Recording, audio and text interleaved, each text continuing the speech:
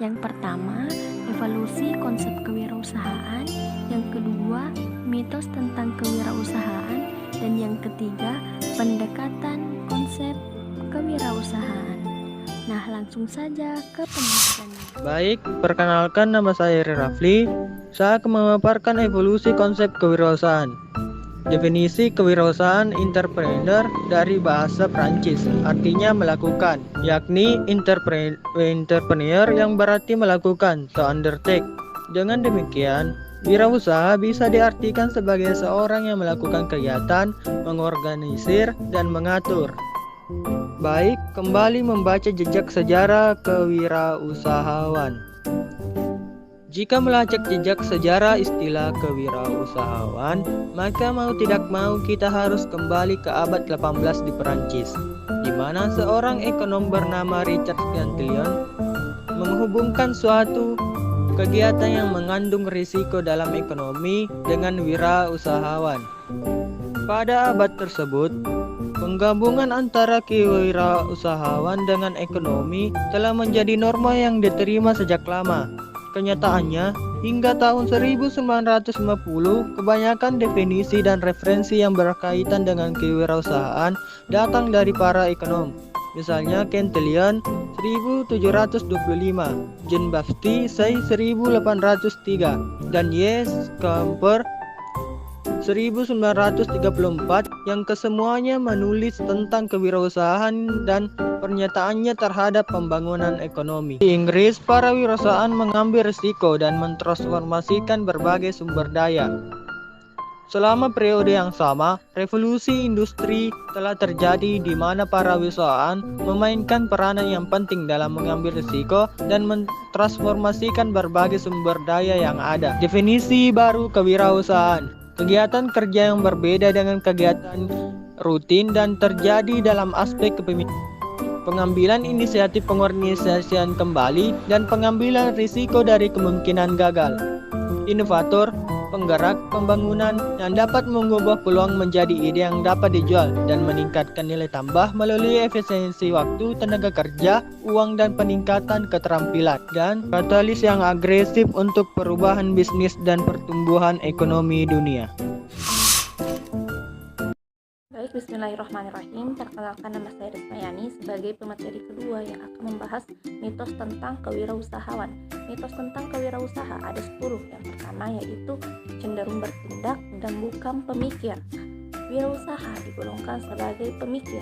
Mengapa demikian? Sebagai contoh, para wirausaha pasti punya bisnis plan yang jelas dan juga lengkap. Tanpa adanya planning, usaha akan berjalan dengan semeraut, atau lebih tepat dikatakan dengan serba dadakan.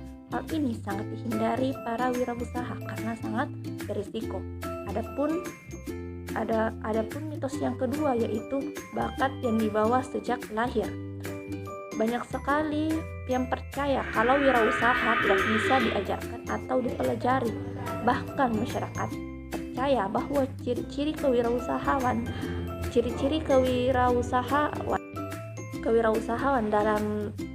dalam diri seseorang merupakan bakat bawaan yang dibawa sejak lahir. Padahal pada saat ini kewirausahaan merupakan suatu bidang ilmu yang memiliki model, proses, dan juga berbagai macam studi kasus yang memungkinkannya untuk dipelajari dan juga diajarkan. Adapun mitos yang ketiga yaitu penemu hal baru. Pemikiran bahwa kewirausahawan selalu merupakan hal baru atau inventor. Inventor muncul karena kesalahpahaman. Memang dalam kenyataan cukup banyak penemu yang kemudian menjadi wirausaha, tetapi juga kenyataannya menunjukkan bahwa banyak wirausahawan yang bukan penemu hal baru. Adapun mitos yang keempat yaitu cenderung gagal di sekolah maupun dalam pergaulan sosial. Pandangan bahwa wirausahawan cenderung gagal di sekolah maupun dalam pergaulan sosial terjadi karena beberapa individu pengusaha ternyata berhasil mengembangkan perusahaan yang sukses setelah mengalami drop out dari sekolah ataupun setelah berhenti menjadi karyawan. Banyak kasus sejenis ini digelembungkan sehingga muncul pandangan yang keliru mengenai wirausahawan maupun kewirausahaan, lembaga pendidikan dan organisasi sosial di masa lalu memang kebanyakan tidak memberikan tempat terhadap kewirausahawan. Namun bukankah suatu usaha akan lebih matang jika seorang wirausaha itu sosok yang sukses di pendidikan dan sukses dalam perjalanan karirnya? Adapun mitos yang kelima yaitu dipandang memiliki ciri-ciri tertentu. Banyak tulisan dalam buku maupun artikel mengenai kewirausahaan yang hambatan maupun yang memuat daftar ciri-ciri kewirausahaan yang berhasil. Padahal banyak sekali hambatan maupun kesulitan yang dihadapi dalam berwirausaha, seperti kondisi lingkungan yang jarang dibahas di beberapa artikel. Sebagai contoh, banyaknya majalah cetak yang menutup kantornya di Indonesia karena pada saat ini masyarakat sudah banyak yang beralih mencari informasi melalui internet karena lebih cepat, mudah, aktual, murah, dan praktis. Adapun mitos yang keenam yaitu hanya tertarik dengan uang. Perlu diakui bahwa sebuah perusahaan membutuhkan modal atau uang agar bisa bertahan hidup. Memang benar banyak perusahaan yang gagal karena kondisi keuangan tidak sehat. Tapi kenyataannya hal ini belum tentu bisa mencegah kebangkrutan sebuah perusahaan. Apabila ditelusuri kegagalan karena masalah keuangan sering dikarenakan akibat dari pengelola yang tidak kompeten, perencanaan yang buruk, kultur kerja yang tidak mendukung, dan berbagai alasan lainnya. Adapun mitos yang ketujuh yaitu keberhasilan bergantung pada nasib baik atau buruk. Sebenarnya kemujuran baru akan terwujud apabila persiapan seseorang sesuai dengan peluang yang ia hadapi. Wirausahawan yang berpeluang untuk berhasil sebenarnya memang lebih siap menghadapi situasi dan mengubah situasi yang ia hadapi menjadi keberhasilan. Apa yang seringkali terlihat sebagai kemujuran sesungguhnya terdiri dari persiapan yang baik, semangat, keteguhan hati, pemahaman akan permasalahan atau situasi yang dihadapi, dan juga kecerdikan untuk memunculkan cara yang lebih cerdas untuk menghadapi situasi ataupun permasalahan tersebut. Adapun mitos yang kedelapan yaitu ketidaktahuan adalah berkah bagi kewirausahawan.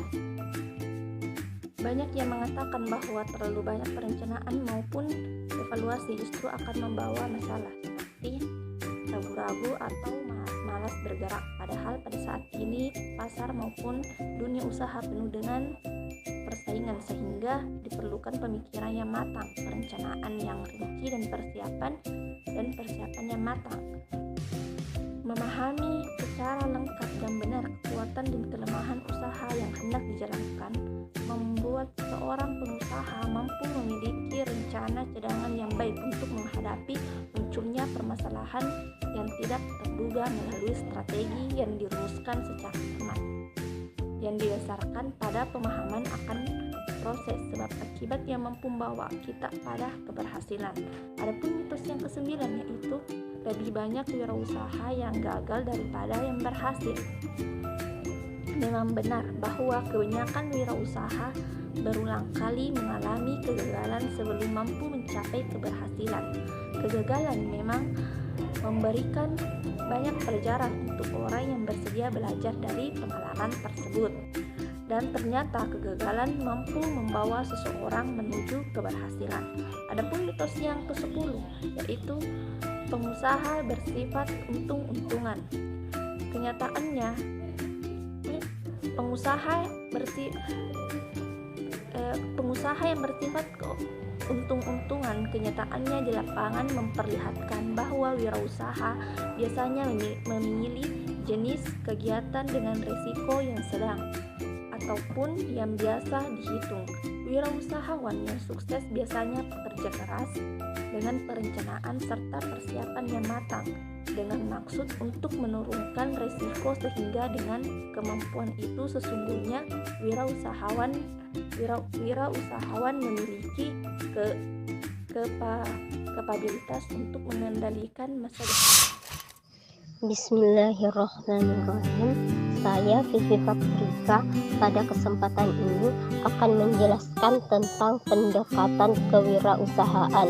Dalam hal ini meliputi pendekatan konsep kewirausahaan dan pendekatan tahapan pertumbuhan wirausaha. Yang pertama yaitu pendekatan konsep kewirausahaan. Pendekatan konsep kewirausahaan terbagi menjadi dua, yaitu pendekatan makro dan pendekatan mikro.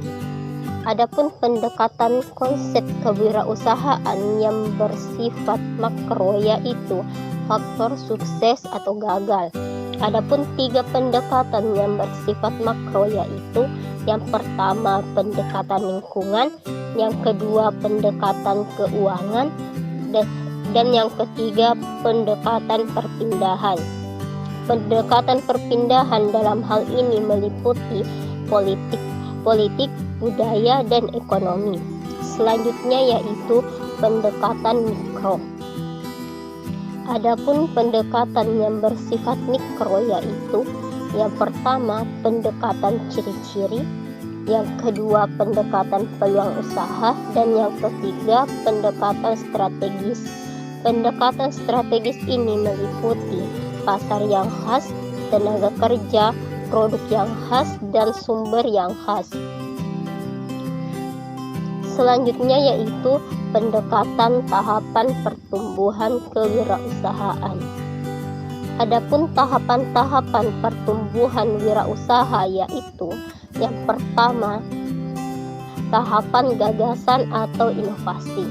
Tahapan gagasan atau inovasi ini dipengaruhi oleh pribadi dan lingkungan.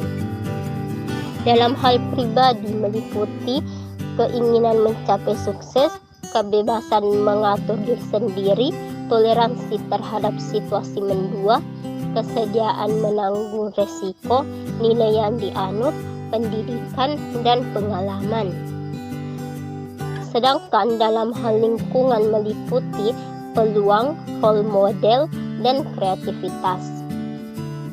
Selanjutnya, tahapan yang kedua yaitu tahapan munculnya unsur pemicu. Tahapan munculnya unsur pemicu dipengaruhi oleh beberapa hal, yaitu pribadi, sosial, dan lingkungan. Dalam hal pribadi meliputi keinginan mencapai sukses, kebebasan mengatur diri sendiri, toleransi terhadap situasi mendua, kesediaan menanggung resiko, nilai yang dianut, pendidikan, pengalaman, ketidakpuasan dalam pekerjaan, kehilangan pekerjaan, agama, jenis kelamin, dan keteguhan atau komitmen. Dalam hal sosial meliputi jejaring pergaulan, kelompok, orang tua, keluarga, dan role model. Sedangkan dalam hal lingkungan meliputi peluang, role model, kreativitas, tingkat persaingan, ketersediaan sumber, inkubasi usaha, dan kebijakan pemerintah. Selanjutnya, tahapan yang ketiga yaitu tahapan implementasi. Tahapan implementasi ini dipengaruhi oleh beberapa hal, yaitu pribadi, sosial, dan lingkungan. Dalam hal pribadi meliputi kewirausahaan, pemimpin, manajer, keteguhan atau komitmen, dan cara pandang. Dalam hal sosial meliputi jauhan, kelompok, orang tua, keluarga, dan role model. Sedangkan dalam hal lingkungan meliputi tingkat persaingan, ketersediaan sumber, inkubasi usaha, kebijakan pemerintah, pesaing, pasar atau konsumen, pemasok, pemodal, bank, hukum, ketersediaan sumber, dan kebijakan pemerintah. Selanjutnya, tahapan yang ketiga atau tahap Selanjutnya tahapan yang keempat atau tahapan yang terakhir yaitu tahapan tumbuh. Tahapan tumbuh ini dipengaruhi oleh beberapa hal, yaitu pribadi, organisasi, dan lingkungan. Dalam hal pribadi meliputi kewirausahaan, pemimpin, manajer, keteguhan atau komitmen, dan cara pandang. Dalam hal organisasi meliputi tim, strategi, struktur, budaya, dan jenis produk. Sedangkan dalam hal lingkungan meliputi pesaing, pasar atau konsumen, pemasok, pemodal, bank, hukum, ketersediaan sumber, dan kebijakan pemerintah. Mungkin cukup sekian. Halo guys, nah pada video kali ini saya akan menjelaskan dua materi. Yang pertama yaitu pendekatan perspektif kewirausahaan dan yang kedua adalah pendekatan multidimensi. Nah, adapun yang poin pertama yaitu pendekatan perspektif kewirausahaan. Pendekatan ini dilakukan melalui inventarisasi secara kualitatif, secara kuantitatif, secara strategis, dan secara etis. Yang dimaksud dengan inventarisasi di sini adalah barang atau sesuatu hal yang digunakan dalam usaha tersebut atau dalam suatu kewirausahaan. Pendekatan ini dilakukan melalui inventarisasi secara kualitatif, baik secara kuantitatif, secara strategis, dan secara etis terhadap wirausahawan atau orang yang melakukan suatu usaha, terhadap perusahaan atau tempat usaha tersebut, dan juga kepada lingkungannya. Nah, untuk mengevaluasi kewirausahaan, hasil inventarisasi inilah perlu dibandingkan terhadap tahap perkembangan kewirausahaan, yaitu kewirausahaan yang terjadi tahap awal atau tahap dini dari karir seseorang, dan pada pertengahan karir, dan yang terjadi di akhir karir. Nah, dalam pendekatan ini maka dapat dilihat jenis usaha yang dijalankan dan inventarisasinya apakah dilakukan dengan secara kualitatif, kuantitatif, strategis, dan etis. Di mana dalam pendekatan ini tentu dipengaruhi oleh beberapa corak. Yang pertama yaitu corak wirausahawan itu sendiri atau corak individu wirausahawan itu sendiri, dan corak lingkungan atau masyarakat yang ada dalam sekitar dari kewirausahaan itu. Yang mana kita bisa melihat apakah hasil inventarisasi ini sesuai dengan apa yang diharapkan oleh wirausahawan. Kemudian yang kedua adalah pendekatan multidimensi, yang mana pendekatan multidimensi ini adalah pendekatan yang lebih rinci melihat kewirausahaan dari berbagai dimensi atau berbagai ukuran atau ruang. Kewirausahaan dipandang sebagai kerangka multidimensi yang kompleks yang terutama memperlihatkan dimensi individu, lingkungan, organisasi, dan proses pertumbuhan usaha. Pendekatan multidimensi ini merupakan pendekatan yang menggabungkan antara individu, lingkungan, organisasi, dan proses pertumbuhan usaha. Nah, dalam pendekatan multidimensi ada beberapa faktor yang terkait dengan dimensi tersebut. Adapun yang pertama adalah individu. Di antara dimensi individu ada beberapa hal. Yang pertama yaitu keinginan mencapai sukses.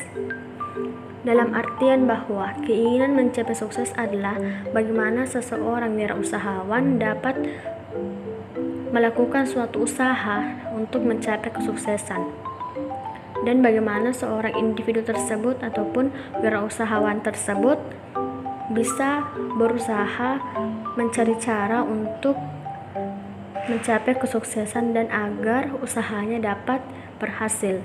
Yang kedua adalah kesediaan menanggung risiko. Individu atau seorang wirausahawan harus bersedia ataupun harus siap menanggung segala risiko yang akan terjadi ataupun yang akan dialami saat melakukan suatu wirausaha. Kemudian yang ketiga adalah pengalaman kerja sebelumnya. Nah, dalam hal ini individu ataupun wirausahawan juga sangat dibutuhkan pengalaman kerja, karena dengan pengalaman kerja tersebut akan menjadikan pembelajaran atau akan menjadikan pengajaran dari apa yang telah terjadi sebelumnya. Kemudian yang keempat adalah kebebasan mengatur diri sendiri. Seorang wirausahawan harus pintar untuk memanage ataupun mengatur diri sendiri. Bagaimana cara mengelola usaha tersebut dan bagaimana cara mengontrol dirinya sehingga usaha tersebut dapat berjalan dengan baik. Nah, adapun faktor kedua ada lingkungan. Dalam pendekatan ini, dalam hal lingkungan, maka kewirausahaan harus memiliki tenaga kerja yang memiliki keterampilan teknis, ataupun dalam kewirausahaan harus memiliki tenaga kerja yang memiliki keterampilan yang baik ataupun keterampilan yang akan nantinya mengembangkan usaha tersebut. Kemudian yang kedua, ketersediaan lahan dan fasilitas. Ini poin kedua ini juga tidak kalah penting karena dalam melakukan suatu usaha ataupun dalam menciptakan suatu usaha, maka memerlukan suatu lahan atau tempat yang akan digunakan ataupun yang akan digunakan untuk membangun suatu usaha, dan kemudian fasilitas.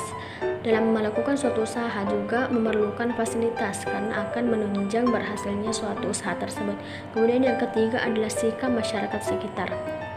Nah, dalam hal lingkungan, maka sikap masyarakat sekitar juga sangat penting, karena bagaimana masyarakat lain ataupun orang lain dapat mensupport ataupun dapat merespon baik terhadap usaha yang kita kembangkan. Kemudian yang ketiga atau faktor ketiga adalah organisasi.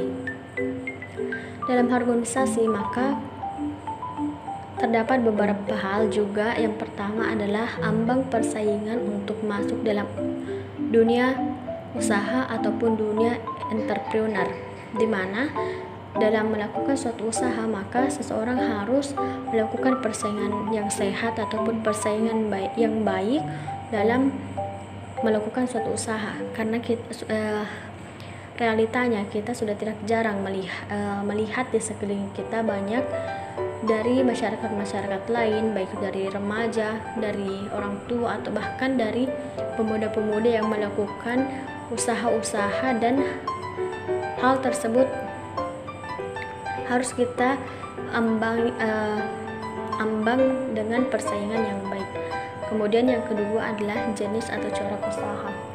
Nah, dalam hal ini kita harus juga memperhatikan jenis apa ataupun corak usaha apa yang akan kita lakukan. Kita harus juga memperhatikan usaha apa yang akan kita lakukan, apakah usaha tersebut dibutuhkan ataupun bermanfaat, dan bagaimana peluang usaha tersebut dari sekeliling kita. Kemudian faktor yang keempat adalah proses. Nah, adapun dalam faktor ini terdapat beberapa hal, yaitu menemukan peluang usaha. Dalam melakukan suatu proses usaha, maka kita harus melihat peluang ataupun efek yang akan kita dapat dalam melakukan usaha tersebut. Bagaimana peluang kita ataupun dampak yang akan kita dapat ketika kita melakukan usaha tersebut. Kemudian yang kedua adalah memasarkan produk atau jasa. Dalam melakukan suatu usaha, maka kita tidak hanya tinggal diam ataupun diam diri. Kita harus melakukan suatu pergerakan, suatu action untuk bagaimana kita bisa memasarkan, menjual produk tersebut atau menawarkan jasa yang sesuai dengan usaha kita. Kemudian yang ketiga adalah membuat produk. Dalam hal ini bagaimana seorang kewirausahaan dan wirausahawan itu berproses untuk membuat produk sesuai dengan usaha yang dikembangkan ataupun yang diciptakan, untuk bagaimana produk tersebut bisa laris ataupun bisa ditularkan oleh masyarakat di sekitar. Nah, itulah dari keempat dimensi ini tentu memiliki hubungan dan saling berhubungan untuk menumbuhkan dan meningkatkan wirausahawan baru. Dalam hal ini, pendekatan ini mengubah pemikiran mengenai kewirausahaan dari pemikiran yang memandang berbagai dimensi kewirausahaan secara terpilah-pilah atau secara terpisah-pisah menjadi pendekatan yang dinamis yang memperhatikan saling keterkaitan dan saling hubungan antara berbagai dimensi secara interaktif. Nah, itulah materi yang sempat saya sampaikan. Mohon maaf jika ada kekurangan. Itulah pembahasan pada video kali ini. Jangan bosan-bosan ya melihat video kami, semoga bermanfaat. Wassalamualaikum warahmatullahi wabarakatuh.